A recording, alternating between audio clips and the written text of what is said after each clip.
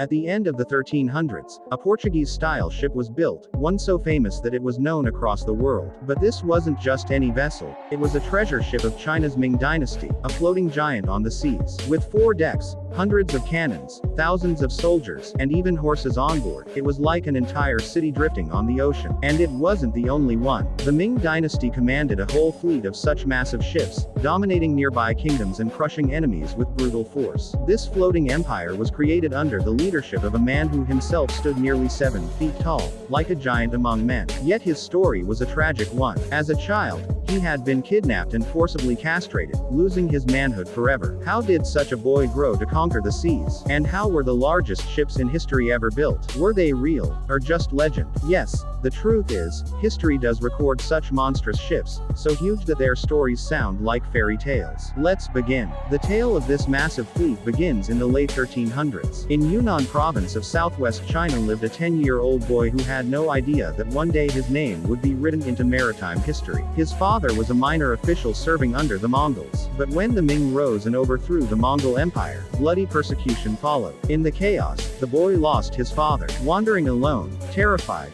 he was seized by a Ming general who demanded to know where the Mongol Emperor was. Terrified, the boy leapt into a pond rather than answer. He was dragged out and taken to the court of the Ming Emperor's 4th son. But before he could even reach the palace, a cruel fate struck. He was made a eunuch, his manhood taken away. Yet this opened the doors to power. In the Ming court, eunuchs held a special place. With no family or heirs, they were seen as utterly loyal to the emperor. Slowly, this boy rose within the palace, and he was given a new name, He. As he grew, his body developed differently due to the lack of testosterone. His bones grew unusually long, making him tower to 7 feet tall at a time when most men stood barely 5 feet 8 inches. His intimidating figure caught everyone's attention, especially that of the imperial prince Zhu Di, who took He as his trusted bodyguard.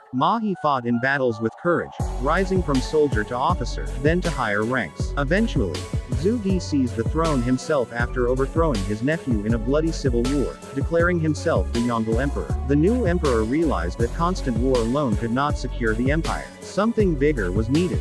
Something that would terrify neighbors and showcase Ming power to the entire world. Thus began the plan to build the greatest fleet in history, and the man chosen to command it, none other than He, who was given a new imperial name, Zheng He. Under Zheng He's command, a massive armada of 27,000 sailors, soldiers, interpreters, doctors, astrologers, and clerks was assembled. Entire classes of ships were built, transports, warships, horse carriers, and, most legendary of all, the treasure ships. These giants stretched nearly 400 feet in length and 180 feet wide, with 4 decks and 9 towering masts. They were like floating palaces of the Ming Dynasty. Each treasure ship carried bronze cannons, food stores, crew quarters, and huge cargo holds filled with silk, porcelain, silver, and gold. But they weren't just for war, they were symbols of awe. When foreign kings saw them, they bowed in submission. In 1405, Zheng He launched his first great voyage.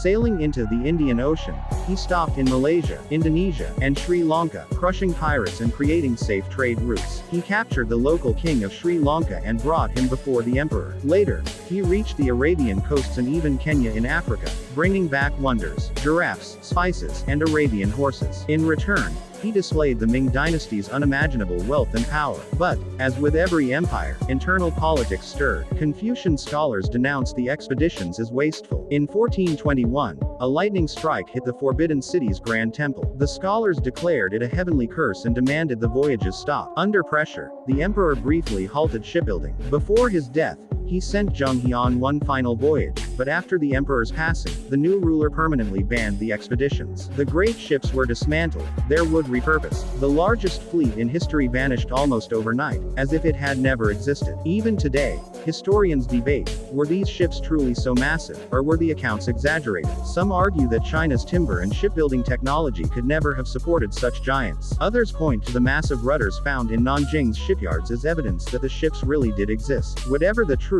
Zheng He's name remains immortal, a slave-turned-admiral whose fleet once ruled the seas. The question lingers, were these truly the largest ships in history, or has legend enlarged them beyond reality? Perhaps the answer lies hidden, forever buried in the depths of mystery.